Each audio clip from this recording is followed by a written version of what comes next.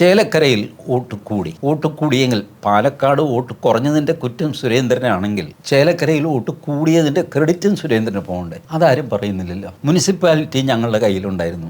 ശരി, ചേലക്കരയിൽ എന്ത് മുനിസിപ്പാലിറ്റി ഉണ്ടായിട്ടാ? മുനിസിപ്പാലിറ്റിയിൽ നല്ല റോഡ് പോലും ഉണ്ടായിരുന്നില്ല. ചേലക്കര മുഴുവൻ അങ്ങോട്ട് മാർബിൾ കൊണ്ട് റോഡ് നിറഞ്ഞിരിക്കുകയല്ലേ. ചേലക്കര പോലെ അവികസിതമായ ഒരു സ്ഥലം വേറെ ഇല്ല എന്നാണ് പലരും പറയുന്നത്. ഇപ്പോഴും ഗ്രാമപ്രദേശത്ത് നമ്മളെ അഡ്വക്കേറ്റ് ജയശങ്കർ പറഞ്ഞു, സത്യൻ അന്തിക്കാട്ടിന് സിനിമ എടുക്കാൻ പറ്റിയ ഗ്രാമങ്ങൾ ഇപ്പോഴും കേരളത്തിൽ ഉണ്ടെങ്കിൽ അത് ചേലക്കരയിലാണ്. നടന്ന് മാത്രം പോകാവുന്ന സ്ഥലങ്ങൾ, പഴയ വല്യമ്മമാരും പഴയ വീടും ഒക്കെ ആയിട്ട് റോഡ് സംഗതി ഒന്നുമില്ലാത്ത പ്രദേശങ്ങൾ. ഇതാണ് ചേലക്കരയുടെ അവസ്ഥ. അവിടെ വോട്ട് കൂടിയില്ലേ? സോ പ്രശ്നം ചേലക്കരയിൽ 4% പോളിംഗ് കുറഞ്ഞത്. ബട്ട് ചേലക്കരയിൽ BJP അവരുടെ വോട്ടർമാരെ എങ്ങനെയോ ഒക്കെ ബൂത്തിലെത്തിച്ചിട്ട് വോട്ട് ശതമാനം കൂട്ടി. പാലക്കാട് അത് ചെയ്യാൻ സാധിച്ചില്ല. ഇപ്പൊ അതിന് 110 പേരെ കുറ്റം പറയാൻ. നമുക്ക് ഈ സംഭവം കഴിയുമ്പോഴേ ഒരു വീട് കത്തുന്നു, നമ്മൾ പല രീതിയിൽ വെള്ളമൊക്കെ ഒഴിച്ച് നാട്ടുകാരൊക്കെ കെടുത്തിയൊക്കെ കഴിയുമ്പോൾ പിന്നെ ഇതിന്റെ കുറ്റക്കാരനെ അന്വേഷിക്കും. ഇവിടെ ഇത് വയ്ക്കാമോ, ഇവിടെ തീ കൊളുത്താമായിരുന്നോ, ഇവിടെ തീ വെച്ചാൽ അതിന് കാറ്റടിച്ചിട്ടില്ല.